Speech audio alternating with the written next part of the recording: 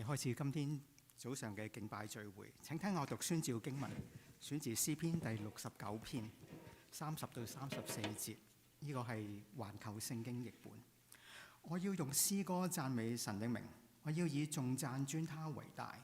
這就討耶和華的喜悅，聖歌獻上牛，有角有蹄的公牛。困苦人看見就喜樂，尋求神的人啊，願你們的心恢復活力，因為耶和華垂聽窮人，不藐視他被囚的子民。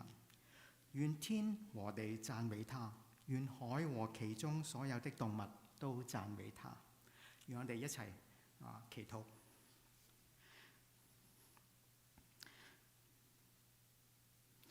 萬軍之耶和華，我哋眾人按住你豐盛嘅慈愛，憑住你信實嘅拯救嚟到你嘅跟前，我哋要與天地一同嘅讚美你，要與洋海同裏邊一切嘅生物去敬拜，因為你嘅看顧、你嘅陪伴從不離開，你嘅恩惠、你嘅供應亦都從不停止。我哋要用詩歌讚美你嘅名，我哋要以頌讚尊你為大。耶穌基督，你曾一次嚟到呢個嘅人間，與人形同嘗盡悲苦，憐憫我哋喺罪同死嘅權勢之下受轄制。你為我哋釘身受死，還清罪債，以至我哋今日，我哋嚟到你面前喺7日嘅頭一日嘅早上，紀念你復活嘅早上，我哋聚集一齊，要向世界宣告，萬國都要屈膝敬拜，萬口都要承認你係昔在、今在、以後永在嘅榮耀恩主。當我哋恭敬咁進入你嘅聖所，願你得到我哋眾人用口、用心、用生命嘅敬拜。求你就喺我哋中間得一切嘅榮耀。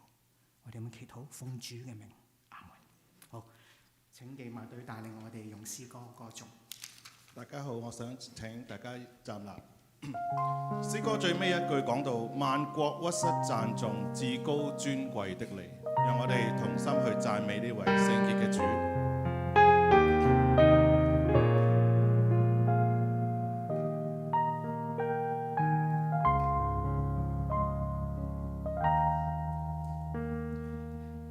我讚美你，至聖的主，滿有聖潔公義。我仰望你，謙卑跪拜，因你極偉大和榮耀。我敬拜你，聖潔的主，願你的榮光耀遍地。我渴慕你光輝榮美，願國度權柄也都歸你。盡靈深處述說主的大愛，大海呼叫澎湃，也為你喝彩。唯獨你昔在永在，君尊屬你，萬國屈膝讚頌至高尊貴的你。我哋讚美你，因為你係聖潔嘅主。我讚美你，至聖的主，滿有聖潔公義。我仰望你，謙卑跪拜，因你嘅偉大和榮耀。我敬拜你，聖潔的主，願你的榮光耀遍地。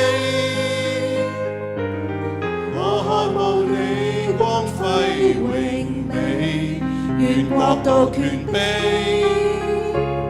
也都歸你。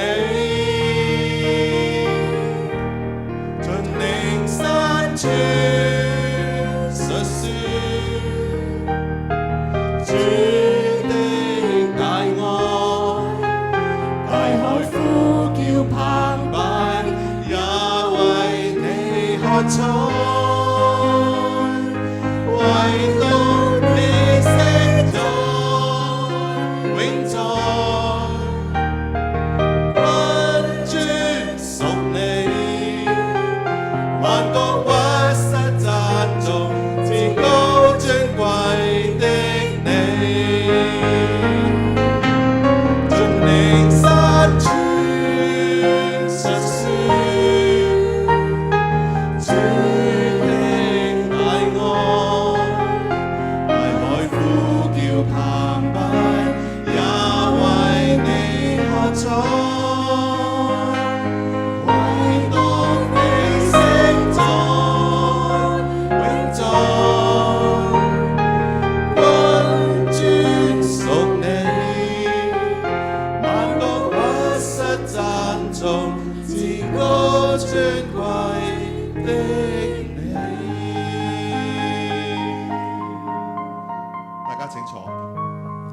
如果留意到咧，今日嘅程序咧，一陣 Pastor Fred 係會講8福嘅。咁我唔知係咪因為年頭啦，不過都好快就嚟農曆新年。咁我都希望年頭祝福大家有神嘅恩惠一生隨着你。喺詩篇23篇第6節咁樣講。我一生一世必有恩惠慈愛隨着我，我且要住在耶和華的殿中，直到永遠。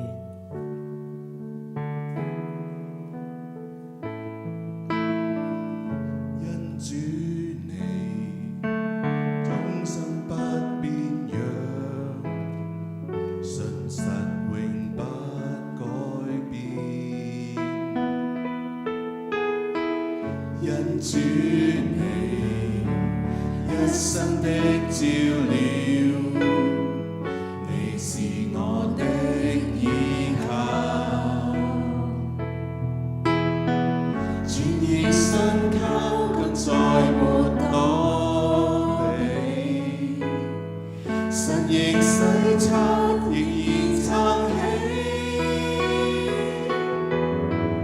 永遠不捨棄我，危難裏牽我手，挫折都跨過，你都親手挽救，四季都看顧我，陪伴我出與走，你愛永追趕我，我堅穩的信靠。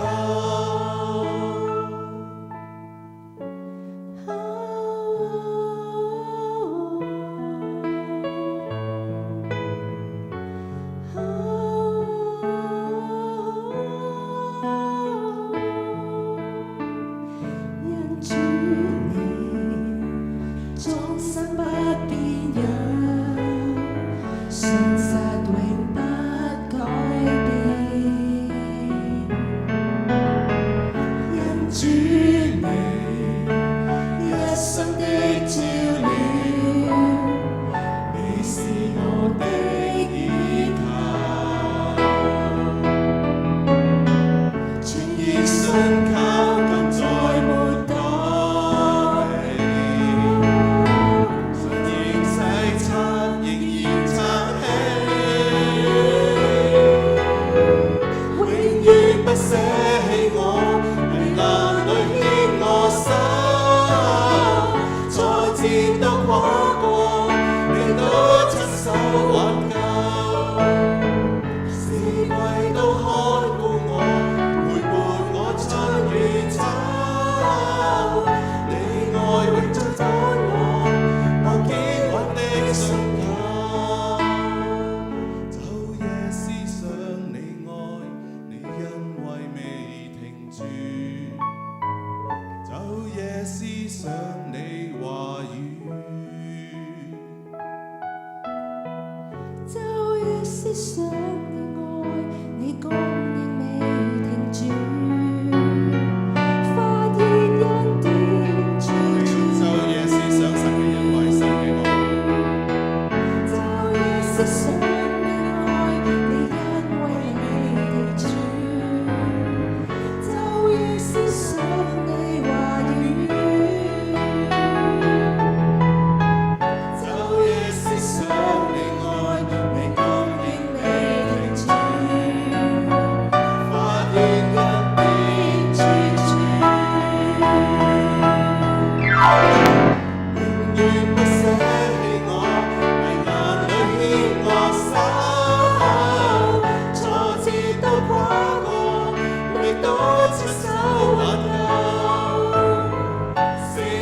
都看顧我，陪我出與走。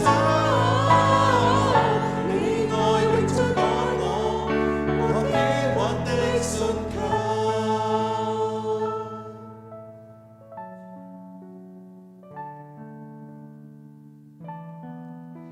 我堅穩的信靠。咁喺八福入邊咧，有兩節經文咧提到天國嘅喎，請 Crystal 幫佢讀一讀啊。虛心的人有福了，因為天國是他們的；為義受逼迫的人有福了，因為天國是他們的。我諗到天國，我哋都係天國嘅子民，我哋繼續讚美佢，因為呢首詩歌係咁講，永恆嘅國度。我哋再一次讚美。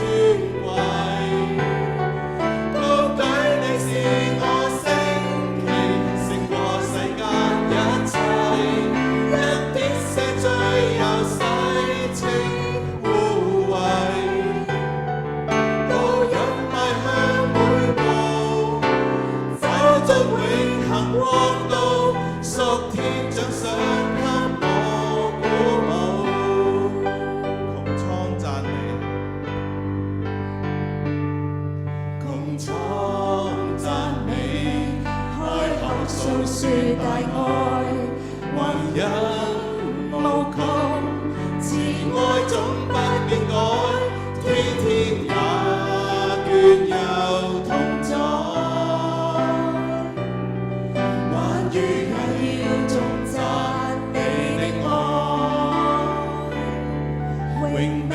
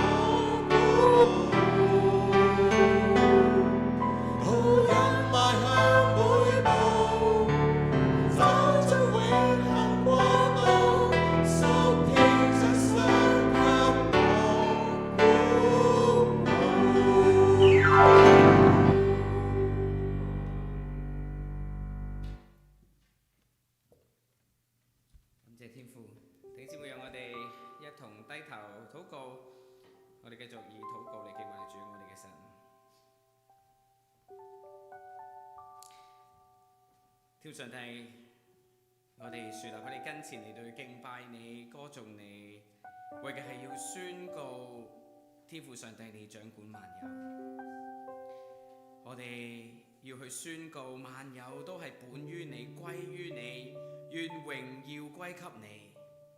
天父上帝，我哋要去宣告我哋自己嘅微小，天父你嘅全能。願榮耀歸俾你，唔單單係一個我哋經常禱告會講嘅嘢，更加係一份嘅生命，更加係顯露一份嘅謙卑，去宣告一切都係屬你，去宣告唯獨靠着你，我哋先能夠走進呢個永恆國度。天父上帝，因為咁嘅緣故，當喺呢個彎曲悖謬嘅世代嘅裏頭，我哋睇見好多哀傷甚合乎不公義嘅事，但係你係聖潔嘅主，你係憐憫人、看顧人嘅主。求天父上帝，你真係讓我哋時刻嘅嚟到去警醒，嚟到去提醒自己屬地上嘅身份，更加有一個屬永恆國度嘅身份，點樣讓我哋生命都榮耀你，去憐恤彼此、顧念彼此。喺世界所發生嘅事上邊，我哋放喺禱告嘅當中，每一個哀傷嘅靈魂，願天父你嘅手親自到扶持保守。無論喺戰爭嘅裏頭，喺唔同嘅挑戰嘅裏頭，神你嘅恩手都伴隨。天上帝，我哋都為着我哋自己成個西環浸信會，我哋嘅家，我哋每個弟兄姊妹，我哋都交託俾主你。喺過去呢個星期或呢個月，2026年，我哋感覺已經發生好多事情。喺我哋側跟有弟兄姊妹有病患、有意外、有跌親嘅，有面對家人患重病，有要陪伴家人面對唔同嘅時刻，亦都有肢體過去一個星期有家人離世嘅。主啊，我哋呼求你，求主你嘅平安憐憫與我哋眾人同在，讓我哋去宣告，無論我哋走高山或者低谷，都能夠有天父上帝你嘅恩手嚟到去伴隨。天父上帝，我哋捉緊嘅應許唔係要天色常藍，但係我哋捉緊嘅係我哋可以放心，因為你已經勝過世界。求天父上帝咁嚟到賜福我哋，幫助我哋，你賜福我哋聖荷西環浸信會。當我哋今年嚟到慶祝50週年嘅時候，求主你真係更加嚟到幫助我哋去數算天父上帝你恩典嘅時候，去使用教會，使我哋每一個嘅生命喺社區嘅當中成為明亮嘅燈台。去宣告過去嗰50年，無論我哋走過高與低，都有天父上帝嘅你恩手、你嘅預備、你嘅命定。就好似今日嘅下午，我哋將能夠會舉辦言語傳道嘅就職典禮。冇錯，天父上帝，你係呼召人嘅主，你係帶領人嘅主，係你嘅恩手拖帶言語傳道一家嚟到我哋當中，成為國語部嘅牧者。我哋宣告唔單單係牧者，係我哋所有嘅弟兄姊妹，我哋每一個肢體能夠喺當中嘅時候，都有上帝嘅你恩手嘅伴隨。所以我哋今日能夠喺呢一度。呼召係屬你，願我哋喺度捉緊呢份嘅呼召，靠近主你而活。特別為着下個星期我哋將會有 prayer walk 嘅事工，下個主日我哋獻上禱告。我哋唔單單係喺祈禱，看見社區每一個需要，更加係看見福音嘅需要。使用我哋每個參與 prayer walk 嘅時候，當我哋行動咗社區嘅時候，我哋求主你讓我哋聽見更多、看見更多，亦都去禱告。究竟聖荷西環浸信會我哋點樣喺呢個世代、喺矽谷嘅裏頭、喺挑戰滿盈嘅裏頭，我哋仍然能夠榮耀主你嘅名。求主你使用我哋聖教會，使用呢個事工。天父上帝，我哋都為咗我哋所支持嘅宣教士Judy Wilson 夫婦佢哋東南亞嘅宣教工作嚟信禱告。天父上帝，我哋感謝你昔日呼召Wilson 同埋 Judy 佢哋喺教會入邊忠心嚟到服侍你。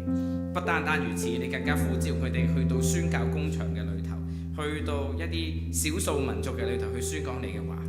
天父上帝，好快佢哋夫婦將會再進入下一里路，喺宣教工場退落嚟翻嚟灣區。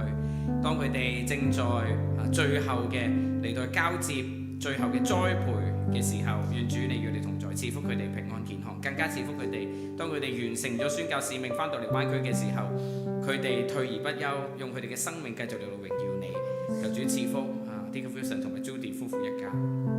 天上帝，我哋每個嘅生命，無論呢個乜嘢階段、乜嘢狀態，我哋都係得一個嘅目標，就係榮耀你。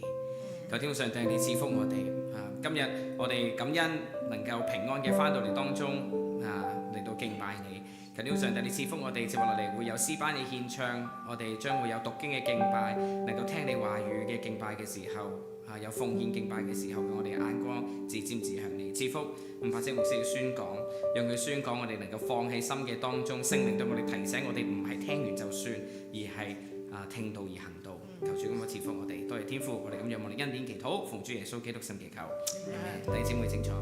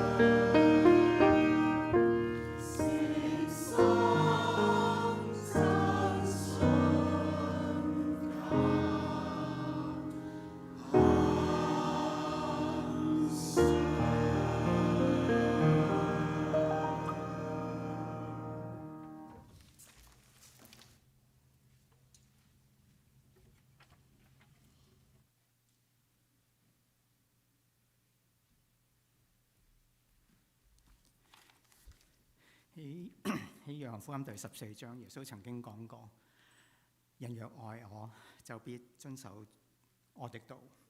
為咗讓門徒明白，佢就繼續講啦。但要叫世人知道我愛父，並且父怎樣吩咐我，我就怎樣行。佢就再頭也不回，向住十字架嘅路進發，示範俾我哋睇到何謂 trust and obey， 信靠信服。感謝詩班嘅獻示。而家讓我哋誦讀上帝嘅話嚟繼續敬拜主。經文選自馬太福音第5章1到第12節。請翻開聖經或留意投影。請聽耶穌基督嘅話。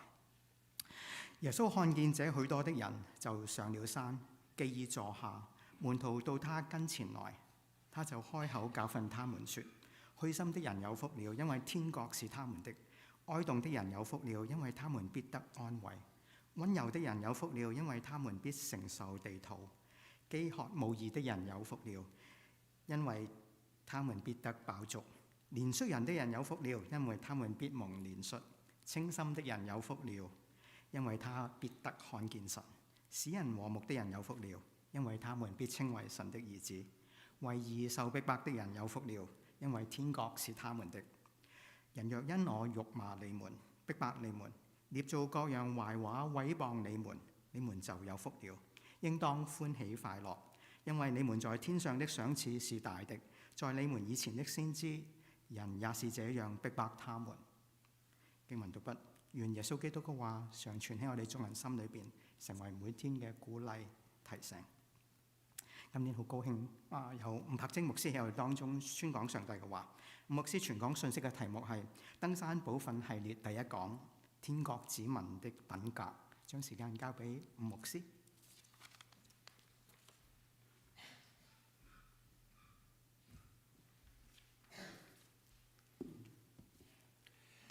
聖荷西環浸信會弟兄姊妹們，願平安、仁愛、信心從我哋父神主耶穌基督歸於你哋。開心每次能夠同你一齊敬拜、分享神嘅話語，都係神俾我嘅恩典。感謝主。喺 Sacramento 沙加緬度或者叫怡浮，有一對中國嘅老夫婦啊，雖然佢哋喺美國，佢喺美國好耐嘅時間，佢嘅仔都喺美國出世，而且係牧師，但係佢哋呢對夫婦幾十年嚟佢唔肯信主。咁有一次我有機會去探望佢哋，然後向佢哋傳福音。當我同佢哋分享福音之後，咁我問佢哋有啲咩嘅事情攔咗佢哋接受福音呢？咁長嘅時間都冇接受福音呢？咁佢哋講俾我哋聽，佢話我哋有一位嘅親戚，佢話佢係基督徒，佢每個星期日都去教堂，但係我呢位嘅親戚，佢嘅行為根本唔似基督徒，而且好奸詐、奸狡，佢害到我哋好慘。每次我哋諗起佢哋嘅時候，我哋十分非常嘅嬲。佢話信主嘅人係咁樣嘅，咁我點解要信呢？親愛弟兄姊妹，你有冇曾經被人問到、被人質疑，話你嘅行為、行事為人、你嘅品格根本唔似基督徒呢？弟兄姊妹們，既然我哋既然蒙揀選成為神嘅兒女們，成為基督徒，成為天國嘅子民，我哋必須要像基督。我哋要像基督，我哋需要好好嘅去積極嘅學習，做好天國嘅子民。呢個亦係我哋今年教會嘅主題。呢個行事為人與我哋蒙召嘅恩相稱，直接有關嘅。亦係我喺今年第一個主日同大家分享嘅信息。喺未來嘅講道信息，我會透過一連串登山寶訓嘅系列，同大家探討主耶穌基督喺馬太福音第5至到第7章俾我哋寶貝寶貴嘅教訓，教導我哋去做好天國嘅子民，幫助我哋行事為人，同我哋蒙召嘅恩相稱。今日呢個登山寶訓系列嘅第一講係天國子民嘅品格，盼望透過今朝嘅經文分享，幫助我哋，要我哋謙卑嚟到主嘅面前嚟追求學習。主一定唔會使我哋失望，因為呢個係我哋基督徒神俾我哋嘅應許，應許賜俾凡係信靠佢嘅人嘅福分。我哋感謝主。多謝頭先主席梁炳堂弟兄幫我哋今朝呢段經文讀出。馬太福音係馬太所寫嘅，佢喺呢個喺加利利嘅西北呢個迦百農呢個地方做呢個嘅稅關做呢個稅吏。佢蒙主耶穌基督呼召成為主耶穌基督嘅門徒，係12個門徒其中之一位。呢本書認為係主後60年至70年之間佢所寫成嘅。馬太福音記載耶穌喺世上嘅生活同埋工作，更加詳盡嘅記錄咗耶穌佢重要嘅教導。當對耶穌喺世上嘅服侍，馬太福音第4章23節一個美好嘅總結。呢度話個耶穌走遍加利利，在各會堂裏教訓人，傳天國的福音，醫治百姓各樣的病症。換句話嚟講，耶穌喺呢個地上，佢所做嘅都係向人傳講天國已經近啦呢個福音，教導人天國之道，並且通過呢個醫治病人彰顯天國嘅旨意同埋全能，教訓人傳福音醫治病人，就耶穌基督喺地上嘅事工。耶穌喺馬太福音呢個教導呢，可以分為5方面5部分。喺第5至到第7章記載耶穌基督上咗山，向門徒宣講呢個教訓，所以稱為登山寶訓。係馬太福音所記載耶穌嗰5篇較長嘅講道嘅第1篇。然後其他嘅4篇呢，喺呢個第10章，佢俾12個門徒呢個宣教同埋呢個嘅訓勉。然後13章講論到天國嘅比喻，第18章講到教會生活同埋紀律，然後喺24、25章談論呢個末世。基督徒一般將今早馬太福音5章3至到第12節稱為8福，講述到天國子民嘅品格有8種有8種有福嘅品格。好，喺呢個探討8福之前，讓我帶大家去睇睇聖地一個地方啫。喺我21年前呢，係去聖地就係耶穌佢教導8福嘅地點，呢個8福山The Mount of the Beatitudes。呢個8福山係喺加利利海嘅西岸一個山丘地帶，十分嘅寧靜，離開迦百農大約係1.2英里。然後佢哋呢個山上建造咗一座嘅教堂叫做8福堂 Church of the Beatitudes。相傳耶穌基督就佢之前宣講登山寶訓嘅地方。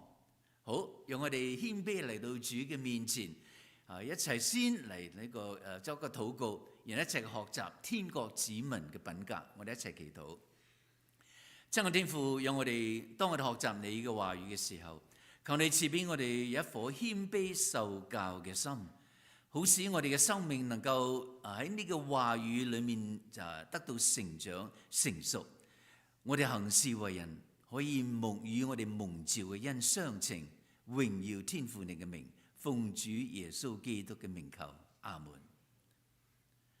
主耶穌基督佢教導門徒呢個教導呢啲嘅眾人之前，第1同第2節有咁樣嘅記載。呢度講到耶穌看見這許多的人，就上了山，既已坐下，門徒到他跟前來，他就開口教訓他們。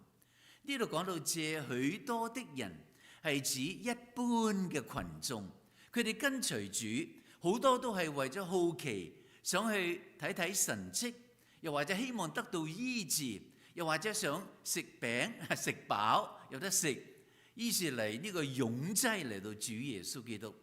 第1節講到佢話既已坐下，就係指耶穌基督講道嘅時候，佢坐喺度坐下。佢採取當時呢個猶太人老師拉比Rabbi 佢嗰種嘅教導嘅姿勢，老師坐喺度，然後聽眾企喺度，表示耶穌基督佢嗰種嘅權威嘅發言。喺呢一節又提到個門徒來到他跟前來，他就開口教訓他們。我哋注意到耶穌主要係對佢門徒嚟講道，登山寶訓係針對門徒，當然其他人喺度都可以聽，佢哋都有聽。登山寶訓結束咗之後，真正除咗門徒，然後真正聽入耳，聽咗信息之後，嗰啲人都非常嘅驚訝。就如呢個馬太福音第7章28至29節呢度講到，話耶穌講完了這些話，眾人都稀奇他的教訓，因為他教訓他們，正像有權柄的人，不像他們的文士。好，讓我哋翻去今朝早嘅第5章嘅經文。第3至到第10節呢就係8福呢個嘅整體，讓我哋一齊嘅讀出。請。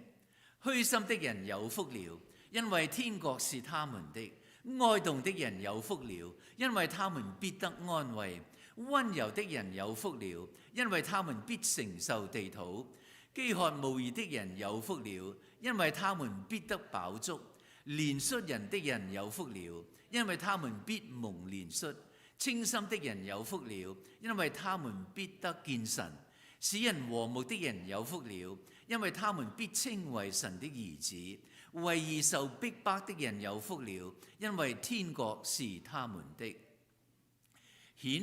好明顯，8福係由呢個8個福呢個嘅係成為一個主句嚇，然後喺每一個嘅主句之下，都有相關嘅應許或者賞賜。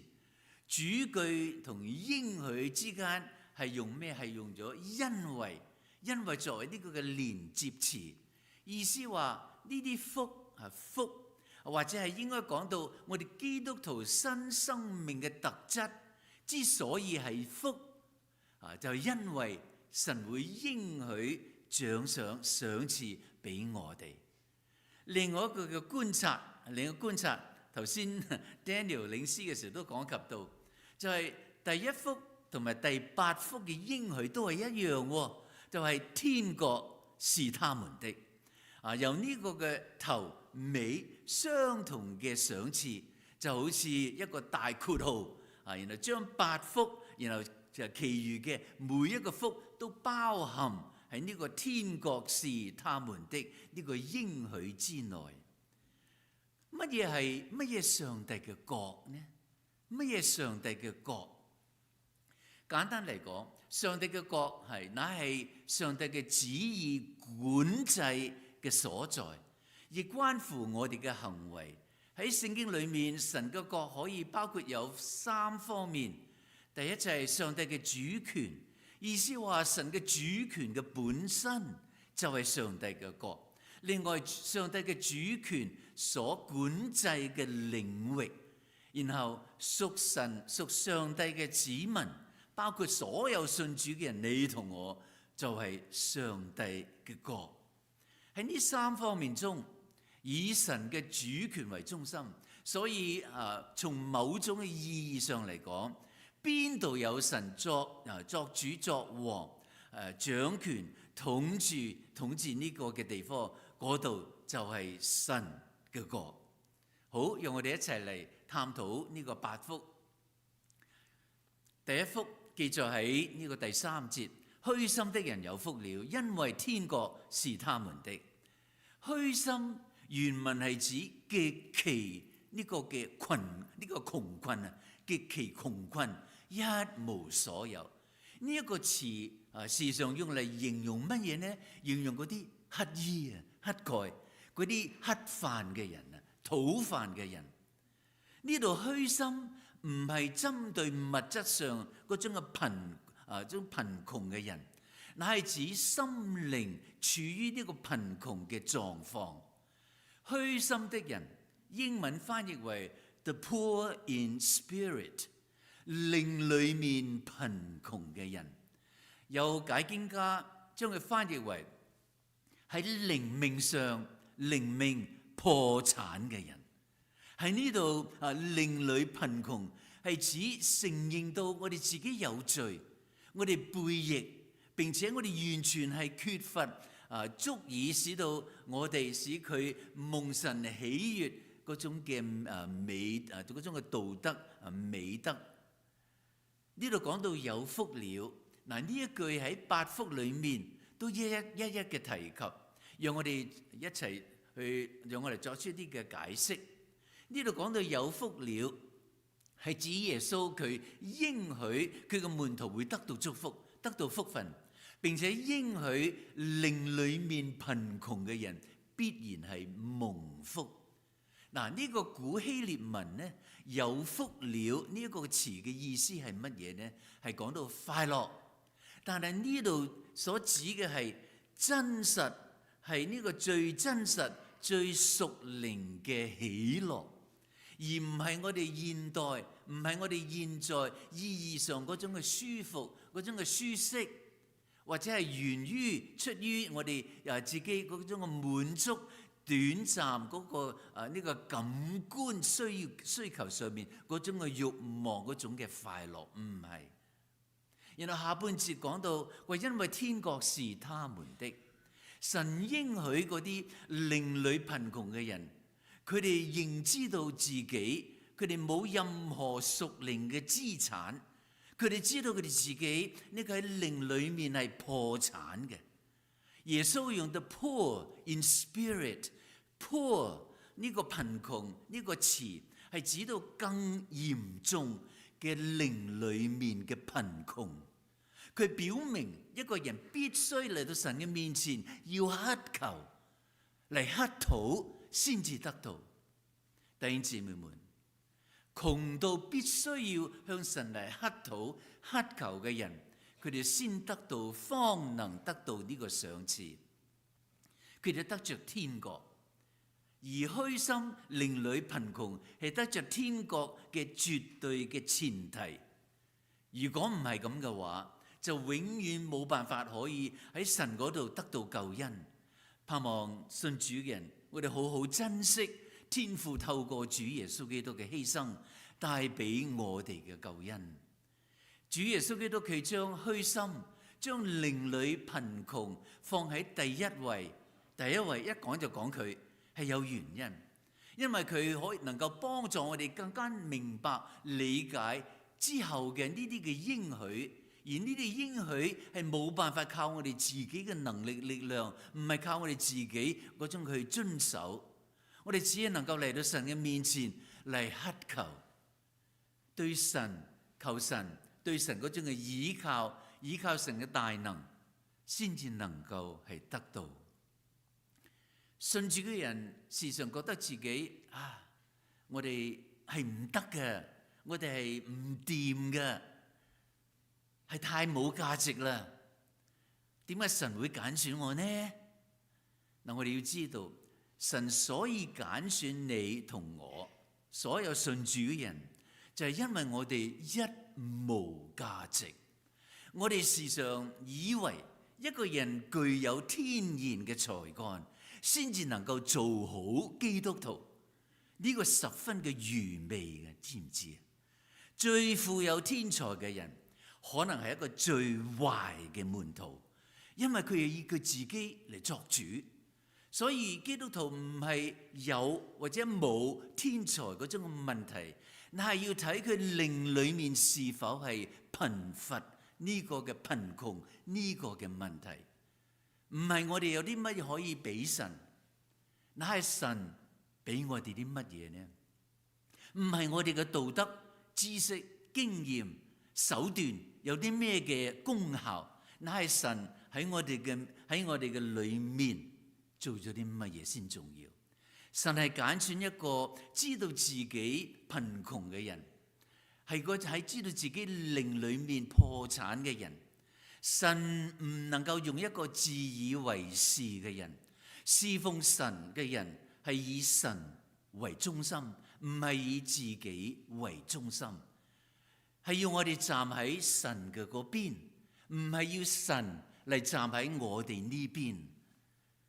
第二幅係記載喺呢個第4節，哀慟的人有福了，因為他們必得安慰。呢度哀慟指唔能夠隱藏嘅深切悲痛。古希臘文嘅文法顯示到佢呢個係一個極為強烈嘅深切悲痛。哀慟嘅人係為罪惡極其嘅悲傷嘅人。上半句呢度講到哀慟的人有福了。耶穌所講嘅並非係人對犯咗罪之後嘅後果嗰種嘅隨意嘅悲傷，唔係，乃係對於自己嗰種嘅墮落嘅境況喺神嘅面前深深嘅悲傷。哀慟嘅人係懂得為自己嘅罪而喺神嘅面前嚟哀痛，睇清楚佢自己嘅裏面嗰種嘅詭詐，嗰種嘅虛假，嗰種嘅不義，而喺神嘅面前真正要呢個懺悔哀痛，呢啲人就有福了。然後下半句呢度講到，因為他們必得安慰。嗰啲為自己嘅罪、為罪嘅境況哀慟嘅人，佢哋蒙應許，佢哋得到神俾佢安慰。神允許呢種嘅悲傷進入我哋嘅生命，係作為一條嘅道路，作為一個道路，而唔係終點。讓我再重複一下，神允許呢種悲傷進入我哋嘅生命，係成為我哋一條嘅道路，唔係終點。神透過我哋嘅哀慟，要賜俾我哋安慰。佢要更新你我嘅生命。好，第3幅係記載喺呢個嘅第5節。溫柔的人有福了，因為他們必承受地土。溫柔英文呢個嘅翻譯係 the meek， 係指對神柔順，對神對人謙和。溫柔嘅意味着係願意順服，並且係順服我哋嘅神，或者係順服正當嘅權柄。佢亦意味着到願意放棄佢自己嗰種嘅權利，放棄自己嘅特權 ，willing to give up one's rights, give up one's privileges。溫柔的人有福了，英文話 Blessed are the meek。喺古希臘文中，溫柔嘅人並非唔係嗰種被動或者容易被人哋去擺佈嘅人，唔係。溫柔 meek 呢個核心嘅意義係力量嗰種嘅克制，就好似訓練有素嘅駿馬，能夠勝任工作，唔係隻馬亂咁樣呢個橫衝直撞，唔係。呢度講到溫柔 meekness， 就好似主耶穌基督亦喺馬太福音裏面第11章29節所講到，佢話：我心裏柔和謙卑，你們當負我的軛，學我的樣式。負主耶穌基督嘅軛係咩嘢意思呢？就係要遵行差佢來者嘅旨意，遵行天父嘅旨意。主耶穌基督喺地上嘅時候，佢一生最重要嘅唔係為佢自己有啲咩計劃，但係要完成天父喺佢地上身上嘅計劃。呢種對神絕對嘅信服就叫做溫柔。同樣弟兄姊妹，你我既然蒙召，我哋嘅一生重要嘅唔係為我哋自己做咩嘅計劃，我哋乃係要完成神喺你我身上嘅計劃，然後榮耀我哋在天上嘅父。下半句呢度講，因為他們必承受地土。我哋之所以能夠溫柔，願意克制自己對權利、對呢個特權嘅慾望，係因為我哋相信上帝會眷顧我，已經眷顧咗我哋，保護我哋嘅權益。他們必承受地土，就係我哋將來要得着神嗰種嘅永遠嘅產業。我哋要明白，我哋喺呢個世上係客旅而已。我哋所羨慕嘅，乃係天上更美嘅家鄉。所以我哋唔為地上一切同人哋去相爭。他們必承受地土。呢個應許證明，就係上帝唔會讓嗰啲佢溫柔嘅人最終係蝕底，所謂吃虧，唔會嘅。所以弟兄姊妹，當我哋地上嘅時候，讓我哋繼續嘅去信靠佢，好好嘅信靠佢 ，trust him。從以上3條嘅福分第一、第二、第三福，我哋可以見到屬血氣嘅人喺呢個屬靈嘅貧窮、哀慟、謙卑中揾唔到任何真正幸福或者福分。對於嗰啲屬血氣嘅人，只有嗰啲屬靈嘅人，嗰啲係喺耶穌裏面成為新造嘅人，先至能夠得到呢種嘅福氣。喺第4福記載喺呢個第6節，飢渴慕義的人有福了，因為他們必得飽足。飢渴慕義係指嗰啲渴望實行上帝旨意嘅人，佢哋渴望個人嘅稱義，因為基督嘅緣故，個人嘅行為符合呢個義，並且上帝嘅義可以喺佢身上彰顯出嚟，彰顯天下。換言之，飢渴慕義係指一種渴望神心意得到完全嘅嗰種嘅態度。然而，好多人拒絕按照神嘅旨意而行，亦唔願意去尋求神嘅指引。佢哋喜歡用佢自己嘅方法做事。嗱，呢啲係包括基督徒在內。有一篇文章描述到呢啲人，佢係一位嘅著名嘅建築師。呢位建築師佢埋怨好多人呢請佢去設計呢啲嘅房屋嘅顧客clients， 因為佢哋嗰啲顧客呢預先佢有咗自己嘅藍圖就帶住個藍圖，自己嘅藍圖嚟見呢位嘅建築師，只係希望佢呢位建築師同意佢哋自己已經定咗嘅計劃，好教對於佢哋自己嚟講，做佢哋自己已經定好嘅、設想好嘅，感到滿意，就盼望能夠得到建築師俾佢哋嘅肯定。呢種嘅情況十分類似我哋尋求神嘅心態。我哋禱告神，神俾我哋智慧同指引，求神。但係對於點樣去創造呢個地上嘅財富，點樣去解決問題，用啲乜嘢嘅方法，心裏面卻早已有自己嘅打算。呢啲唔係去尋求神嘅指引，而係要神同意我哋已經決定咗嘅打算，我哋自己決定嘅計劃。弟兄姊妹們，禱告講到禱告唔係讓上帝嚟滿足我哋任何嘅願望，唔係，而係禱告，而係我哋要表達向神，表達佢嘅大能、佢嘅智慧同佢嘅恩典，我哋信賴佢。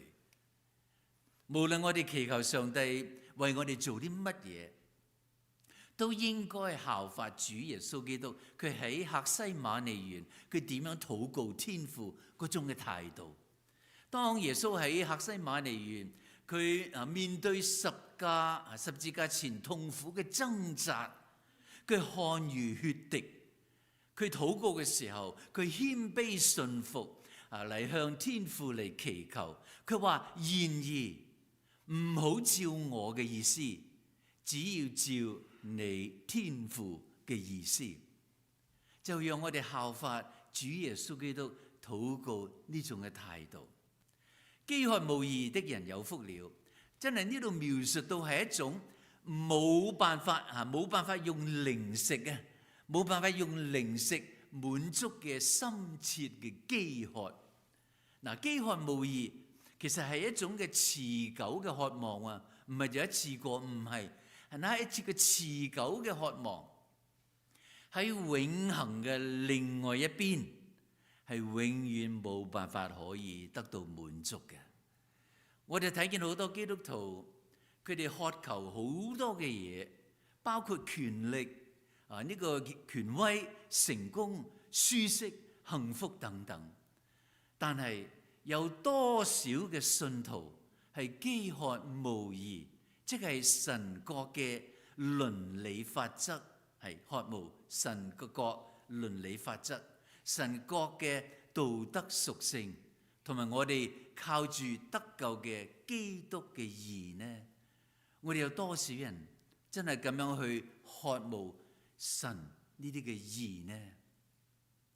當一個人佢所渴慕嘅係神嘅義喺佢自己身上彰顯出嚟嘅時候，呢種嘅飢渴係神所悅納嘅、喜悅嘅，而神所賜嘅仁義正直係令到佢真正得到飽足，真正嘅飽足。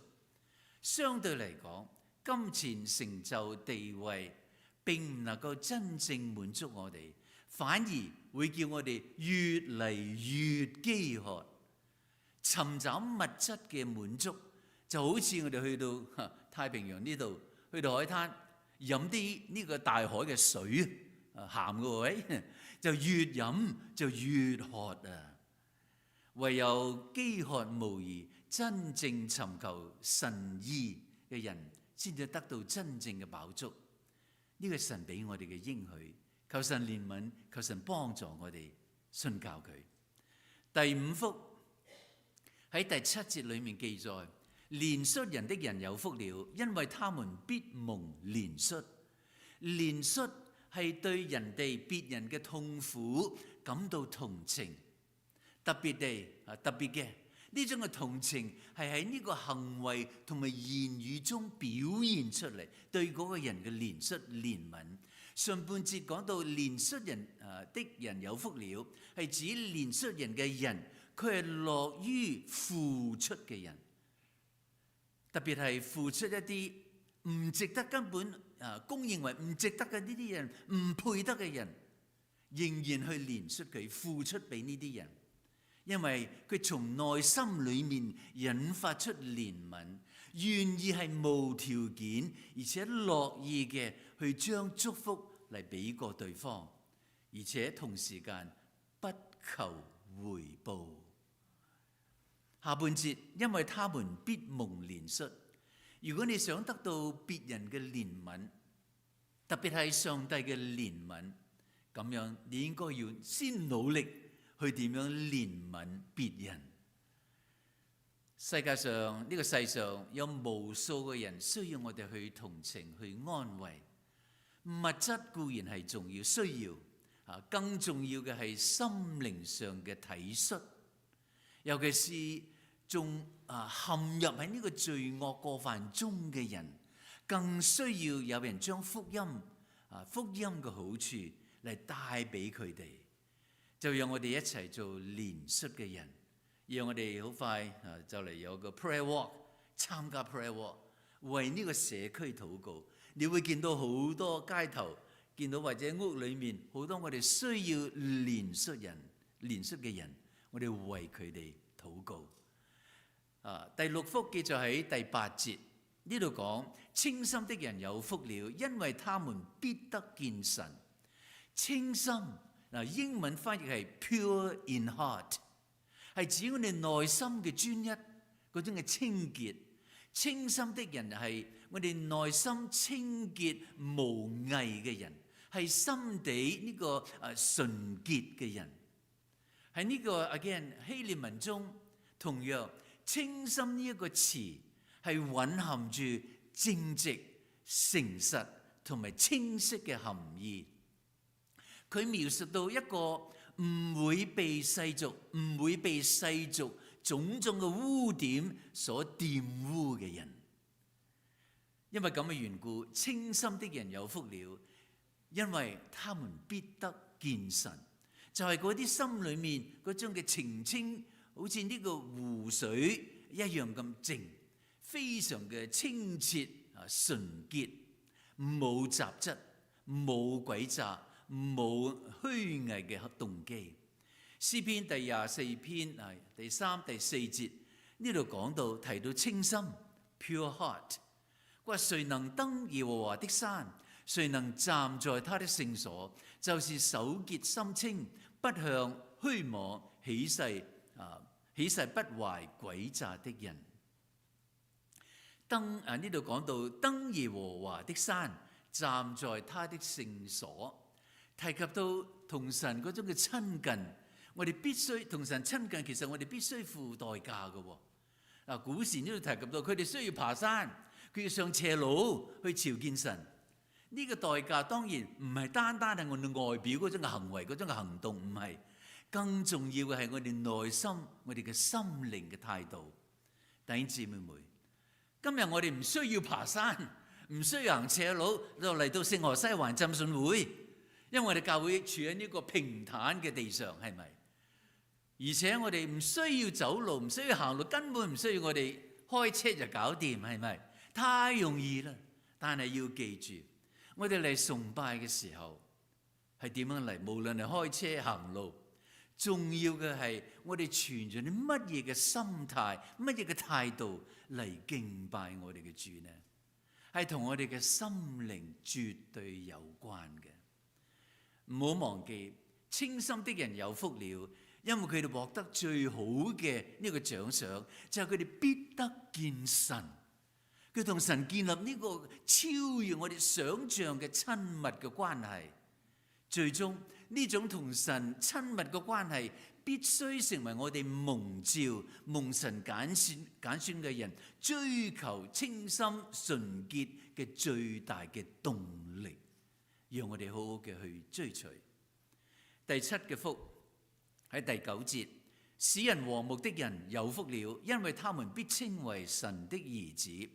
喺呢度我哋要注意，使人和睦的人唔係就咁為咗，因為 for the sake of peace， 唔係淨係為咗和平就向敵人嚟投降。我哋要注意，唔係，亦唔係嗰種嘅因為我哋想和平同人哋，我哋就去喺真理上面讓步 compromise truth， 唔係。呢度講嘅唔係讓步的人有福了，唔係。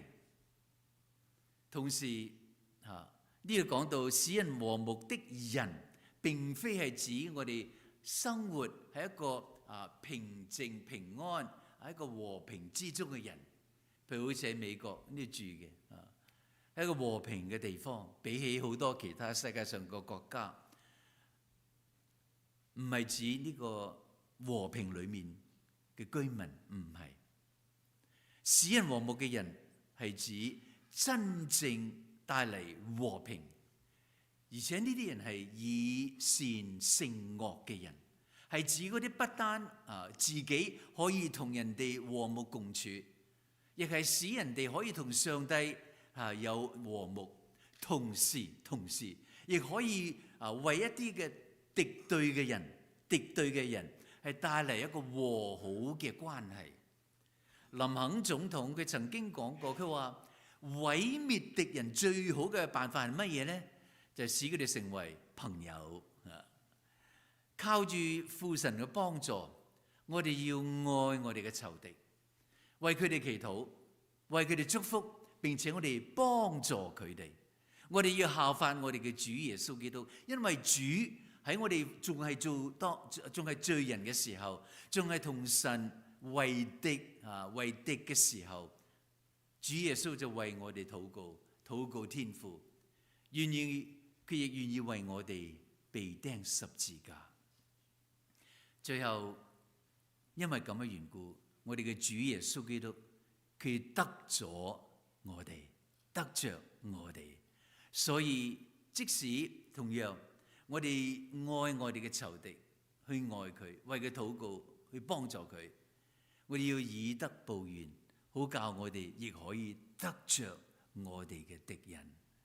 詩人和睦嘅人所得嘅獎賞就係乜嘢？就係佢哋會被公認為神真嘅兒女，因為佢哋行事為人，活出基督嘅生命、基督嘅屬性，顯出神嘅公義，顯出神嘅聖潔同埋慈愛。感謝主。最後8福喺呢個第10節呢度講到，為義受逼迫的人有福了，因為天國是他們的。為義受逼迫係指因為要得着信基督嘅義，亦就係因為信耶穌嘅緣故，又或者要實行上帝嘅旨意，亦就係即意思話實現上帝嘅公義而遭受到逼迫、遭受到迫害。當然美國裏面都有咁嘅事情發生，但呢種嘅逼迫迫害，好多世界好多個國家，尤其是好多嘅係回教徒嘅國家、共產嘅國家受到逼迫，佢哋冇自由，冇自由。為義受逼迫嘅人就係堅持繼續嘅行義，行出上帝嘅旨意。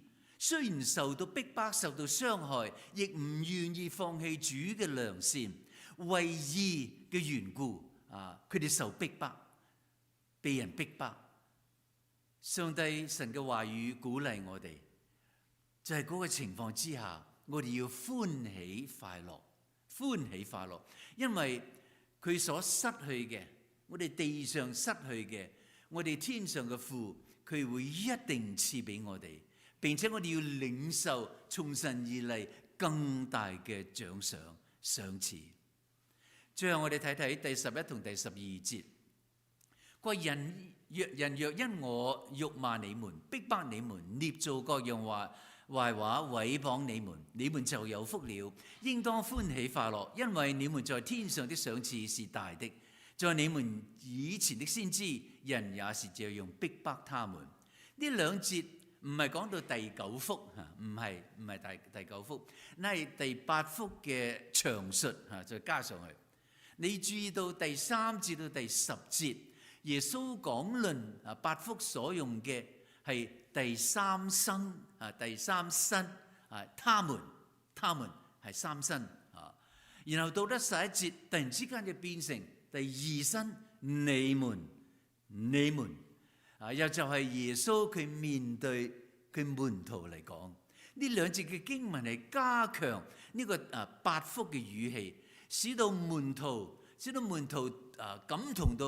感同身受。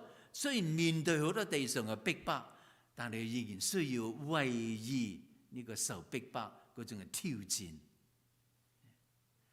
親愛弟兄姊妹，當我哋睇完呢個8福呢個8個祝福之後，明白到神樂意將一切嘅厚恩賜俾我哋，所以我哋可以放心，可以放膽去支取呢啲嘅應許。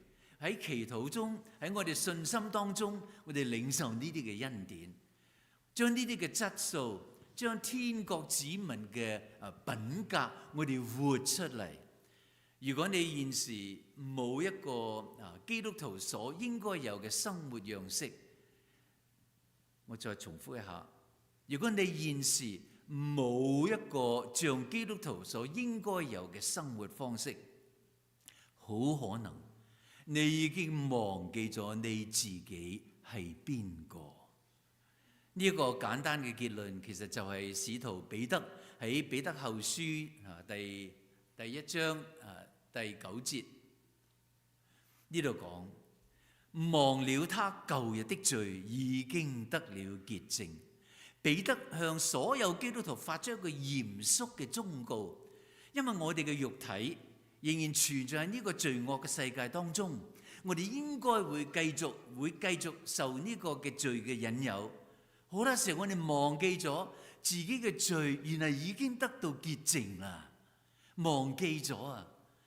彼得提醒我哋已經唔係過去嘅我，而係我哋現時我哋係神嘅兒女，係天國嘅子民。我哋就必須牢牢嘅記住自己舊日過往以前嘅罪已經得到赦免，並且我哋今日我哋要活出基督徒嘅樣式，擁有天國子民嘅品格。我哋行事為人要與我哋蒙召嘅恩係相稱。親愛弟兄姊妹，讓我哋將天國、將神嘅國係放喺第一位首位，以天國子民嘅品格，盡生活嘅呢個責任，盡我哋當盡嘅本分。讓我哋一齊起立唱回應詩。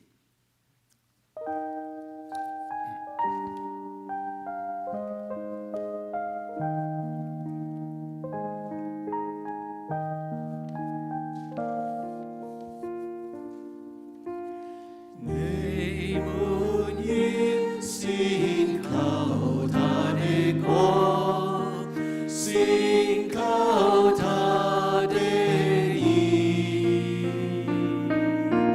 這些東西他都要加給你們。哈利路，哈利路亞，你們祈求就必給你們，尋找就尋見，求門的就必給開門。哈利路，哈利路亞。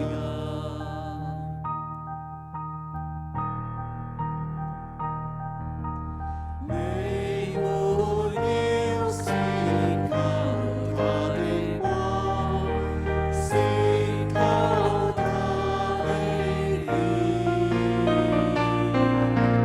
這些東西他都要加給你們。哈利路，哈利路亞，你們祈求就必給你們，尋找就尋見，叩門的就必給你們開門。哈利路，哈利路亞。我哋一齊祈禱。親愛弟兄姊妹，既然我哋係蒙神揀選成為佢嘅兒女們，成為基督徒，成為天國嘅子民，我哋需要像我哋嘅恩主基督應該要咁做。我哋需要好好嘅積極嘅學習，做好天國嘅子民，擁有天國子民嘅品格，好叫我哋行事為人與蒙召嘅恩相稱。親愛天父，祈求你幫助我哋將你嘅國放喺第一位，以天國子民嘅品格，盡生活嘅責任，盡當盡嘅本分。感謝讚美主，奉主耶穌基督聖名，阿門。請坐。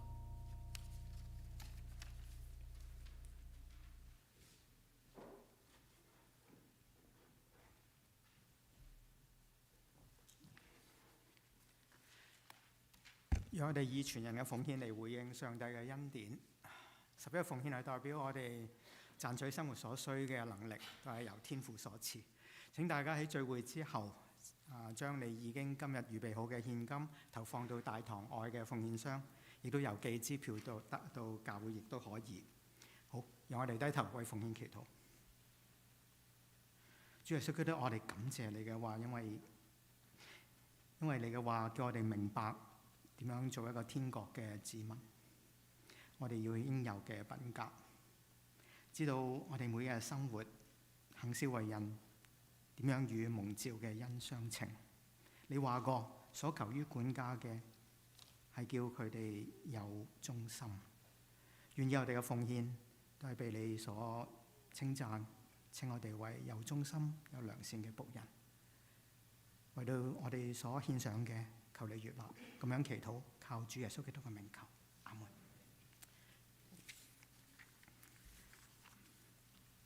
喺報告之先，我哋想知道有冇今日喺我哋當中係第一次同我哋一齊敬拜嘅來賓？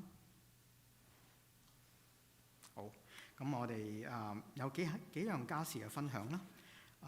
今日特別喺下晝12點半，我哋有一個特別嘅為言語傳道，我哋國語嘅牧者有個就職嘅典禮。典禮之後有一個嘅午餐，請大家踴躍嘅參加。而已經登記咗呢個午餐嘅，咁亦都準時嘅出席。今日係宣教部信心認獻收奉獻認獻卡嘅最後一日啦。咁所以如果仲未填妥嘅，就立刻去填好，就喺大堂外奉獻箱旁邊嘅收集箱。有弟兄姊妹為我哋預備咗我哋下個主日之後下晝嘅 prayer walk 呢個嘅特別嘅行動咧，預備咗一個嘅宣傳短片，請大家欣賞。大家留意呢個短片裏邊咧有一啲係copyright material 版權嘅問題，所以請大家唔好錄影。感覺自己後生咗20年大家記住係下個星期日嘅下晝1點半到教會集合，我哋會出去一齊嘅祈禱，同心嘅為到我哋社區去守望。另外一個嘅喺今日程序表冇嘅報告咧，就係奉獻嘅記錄，我哋已經預備好，所以今日完咗之後可以喺大堂外可以大家獲取。好，我哋一齊起立，同唱3一頌。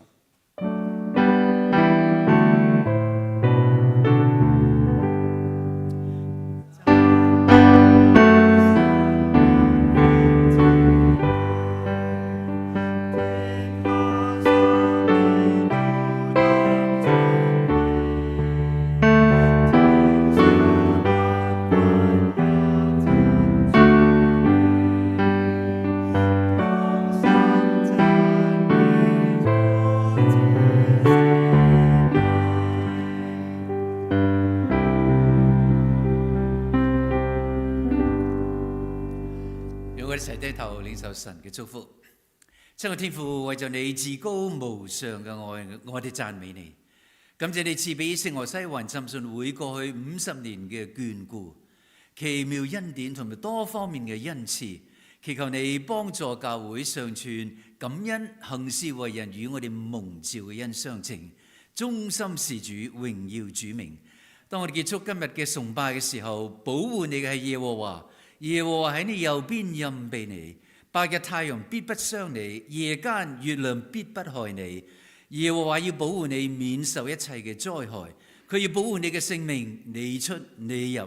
耶和華要保護你從今時直到主耶穌基督嘅再嚟，奉主耶穌基督嘅名，阿門。請坐，我哋默禱嘅散會。